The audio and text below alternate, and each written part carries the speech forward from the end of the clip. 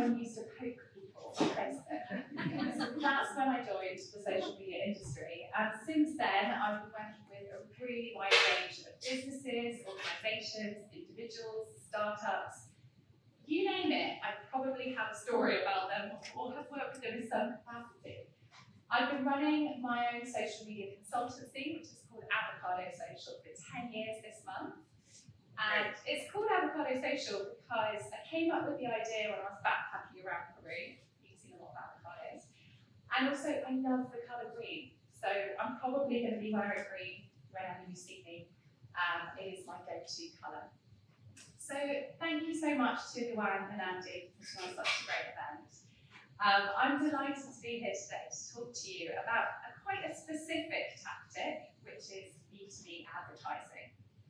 So I run a lot of social media advertising for my clients, more so recently on LinkedIn, but also Meta, TikTok, YouTube, Pinterest, pretty much all of the social platforms except Threads, which doesn't yet support ads. So I picked 5 of the biggest trends that I'm seeing in B2B advertising, and I'm going to talk you through them. Get your bingo cards out ready, because I'm pretty sure I'm going to mention a few of those. So before we get started, let's just have a quick look at some of the stats. 84% of B2B buyers are using social media at some point during their decision-making process. That's a stat that came from LinkedIn. And on average, B2B buyers engage with 3 to 7 pieces of content before they talk to a sales rep. So I don't know about you, but a lot of my clients are very worried about frequency when it comes to advertising. So how often their ads are being seen by their target audience. And there seems to be a little bit of a panic if that number gets anything above 1. It really should be going above 1. You want people to see your message over and over again. And ideally, that number should be more like 3 to 7. LinkedIn themselves say that it can sometimes take up to 6 times for someone to even remember your logo, what you sell, what your brand is. So don't be afraid to increase that frequency and keep your ads running for longer, put more budget into them, or niche down on your target audience over time. Just a quick show of hands, how many of you currently have some active advertising campaigns going? Amazing. Okay, so hopefully you're going to take some of these tips on board, and if you have any questions about them, hopefully we'll have a little bit of time at the end, but if not, you can come and grab me at any point today. So let's start with the good old trendy short form vertical video. So vertical video has been taking over our social media platforms over the last couple of years. Starting with Meta, really interesting to know that there's been a 24% increase in time spent on Meta since they launched Reels. So 24% more people using Meta platforms, that's Instagram and Facebook, since they launched Reels. Reels has been a huge success for Meta. Reels are now reaching 200 billion plays a day across Facebook and Instagram. So you can see why the platform is really leaning into video. And I think it was last year or even the year before, they were even talking about redesigning Instagram so that when you opened up Instagram, you were straight away in Reels feed. Now that hasn't happened, and it's probably not something they're going to do at this point, but it was definitely on the table. So B2B marketers have begun to take advantage of Reels. And on Meta, we're starting to see a lot more Reels ads being run by B2B marketers. Don't be afraid to use Meta as an ads platform for your B2B campaigns. B2B marketers are on Meta. So let's take a look at a couple of ads that I spotted recently from Mondo and SEMrush.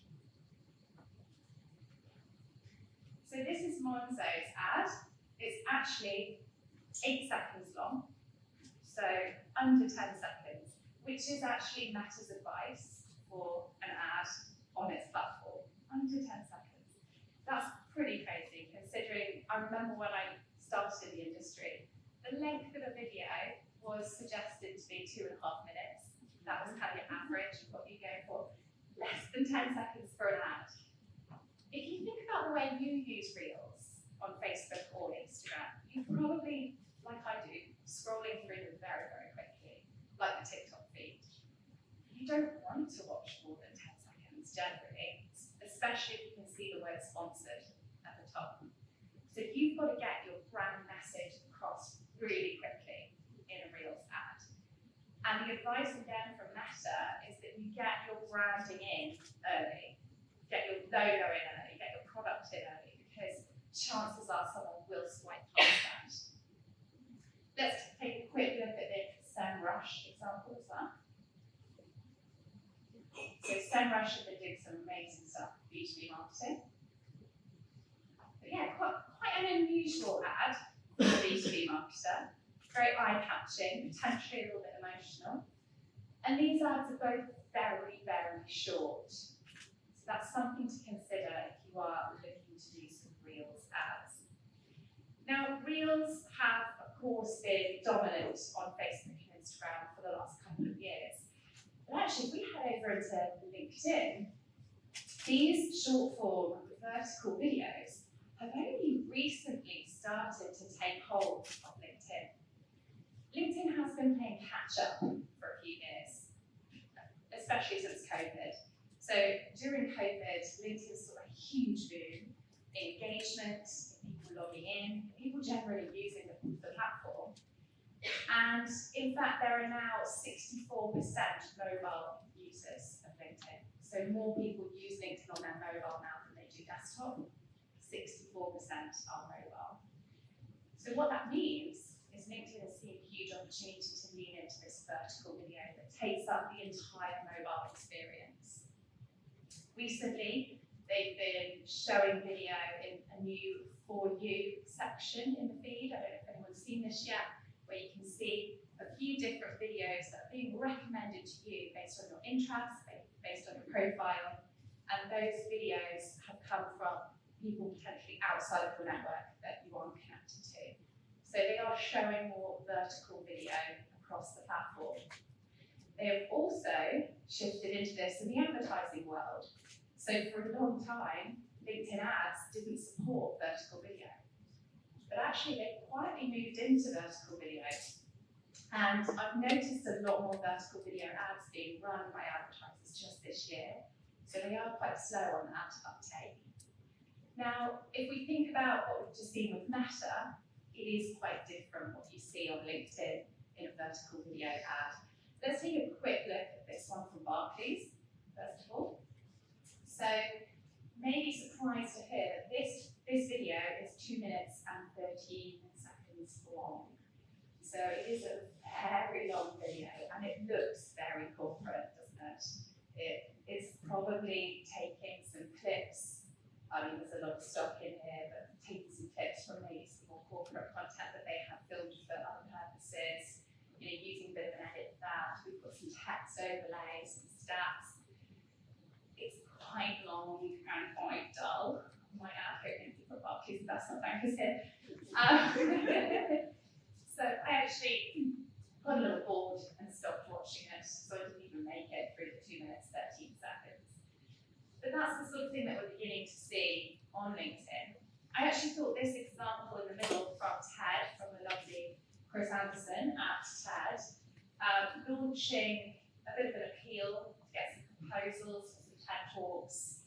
I thought that was really interesting. That's actually quite unusual for something I've seen on LinkedIn, that really direct to camera appeal. He's speaking there in a very relaxed format. He's chatting to the user directly. It looks a little bit more lo-fi. It's not filmed in a studio. It's not lights, camera, action content. It's very much maybe filmed on his mobile phone. And he's in some sort of, co-working space or something in the background. So I thought that worked really well because it stands out. It's that emotional appeal as well. And you can see that there's quite a clear call to action, there's useful information there. Captions are needed because, of course, people will be watching with the sound off. Not everyone, but roughly around 50-60% of people have the sound off automatically. important that you get some captions on top of that. So far we're seeing a lot of human connection happening in these short form vertical video ads. And then the final one I wanted to show you was just from Salesforce, which again was a very, very short ad. And this was actually taking a video that they had already filmed for different formats. It almost looks like a TV advert, doesn't it? But they, of course, re-edited it so it works in that vertical format. And so if you can do that with some of your content, that is a great thing to be able to do. So you're reusing content that already exists, but you're making it work in that vertical format. So definitely something to give a go. And look out for more of these vertical ads because we are just going to see them begin to dominate on LinkedIn. So the second thing I wanted to talk about was the fact that there are new ads formats coming out of the platforms at record speed at the moment. So LinkedIn just this year has launched a huge variety of new ads formats that you can begin to have a play around with, test, analyse, and see if they work for you. Who here runs a LinkedIn newsletter? Brilliant, okay. So LinkedIn newsletters, there's almost 200,000 on LinkedIn now, and in the last year, there's been a 47% increase in engagement in these newsletters. So there's huge appetite for them, and they're working really well for a lot of B2B marketers I know.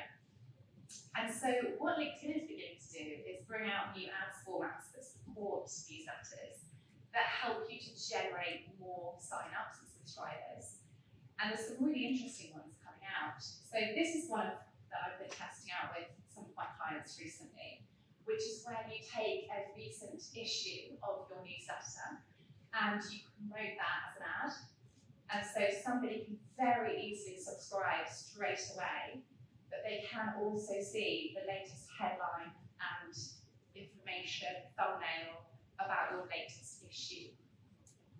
So I think this is a really nice way that LinkedIn is offering you to be able to amplify your longer form content on LinkedIn and also drive those sign-ups, drive those subscriptions. So definitely one to give a go, especially if you're looking to reach new audiences for your newsletter.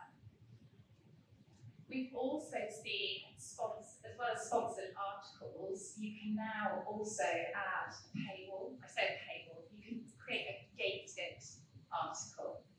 So this could be really useful if you're looking to drive those leads and really build on your email databases. So of course, doing this all the time, you need to be wary of frustrating people that everything needs an email address in order to unlock. But certainly if you've got a newsletter coming out that maybe has a lot of data in it, maybe there's some big findings, some big reports or statistics that you actually think are valuable enough that someone would want to give their data away for. So you can add this, this gating to allow people to then need to give their email address in order to unlock that specific article. That data will then be collected in a CSV file within LinkedIn. You can just download that. As well as that, you can make sure that your privacy policy is visible to users so that you then have the capability to add them to your email database in a GDPR-friendly manner, which is of course something we all need to be concerned with. And then finally, this one actually just came out last week before, so this is hot off the press. LinkedIn is rolling out post boosting for lead generation. So you can boost a post on LinkedIn pretty easily. You can also boost somebody that works for you's post as well. So if a CEO or an employee has posted something, you can go ahead and boost that. You can now boost a post on your company page, and you can add a lead generation button to that so that you can essentially get more leads directly from a boosted post, which is a really interesting new way that LinkedIn is launching to be able to support marketers with their lead generation objectives. As with these new formats, really worth giving them a go. If you are running ads anyway on LinkedIn, hopefully they're pretty easy to set up alongside some of your campaigns. But often with new ads formats, I find that LinkedIn wants to test them out, it wants the data. So So it will not, a bit off the record, but it won't give you preferential treatment as per, but you might see some great stats on the new ads formats because LinkedIn wants people to be trying them out. So the more it can show them the platforms, the better. So let's talk a little bit about owned data. It is, of course, really important to think about what data you actually own yourself, what you've got in your company that you can then be uploading to the platforms in order to retarget audiences. Owned data proves to be the most powerful and cost-effective way to target audiences. Within LinkedIn, you can upload a contact list or even a company list of your prospects that you would like to target with ads. It works best if you can upload between 10,000 and 300,000 of pieces of data, but that's kind of the matches that they want to see for the best results. You can also retarget based on your social media data. So you can retarget people that have looked at your LinkedIn page, looked at your videos, looked at your previous ads. This is really, really important to do. And you will often find that this brings down your costs on LinkedIn. So when you use your own data, you will see a lower CPC, cost per click, to what you generally tend to see if you're targeting job titles or industries. Same over on Meta, so you can do quite a lot of uploading of your own source data, website visitors, company lists, customer lists, sorry. You can also upload an audience of people who've engaged with your videos, for example. And then you can also drill into the data. So on LinkedIn, one of the things that I'm often doing with my clients is looking at the demographics of who's in our ads. What job titles do they have? What companies do they work for? Where are they based? Look for opportunities to exclude people. Really refine down on that target list so that you're not wasting ad dollars targeting people that aren't relevant to your message. Tip number 4, AI-powered ads. You'll probably start to see more of these sorts of ads appearing, or these sorts of options appearing when you're setting up ads. Both LinkedIn and Meta, and also other platforms like TikTok, now offer AI-powered advertising. I've got to be honest, I'm not a huge fan at the moment of this AI in advertising, because really they typically perform better if you're targeting quite a large, vague, wide audience. Whereas in B2B, you often have quite a refined niche audience, people that you really want to get in front of.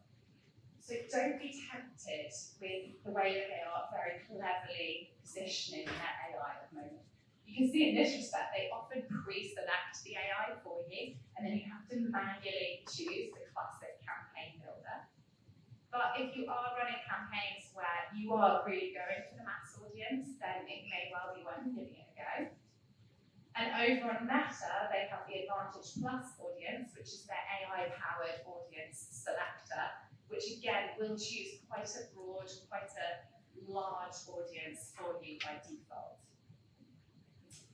They are also including more AI ads tools for video editing. This is really a push from Meta in particular, just to make sure that all of the content uploaded into ads looks good for the platform. So there's a video expansion tool, which will automatically expand your video, making it work vertical. And there's image animation, which will turn a still image into an animation automatically for you. So both of those tools are free and able to use in the Meta Ads Manager.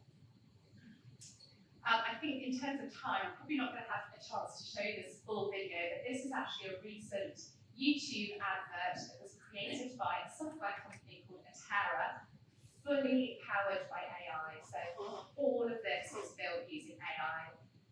The whole campaign has saved them up to $1 million on video ad production, they have said.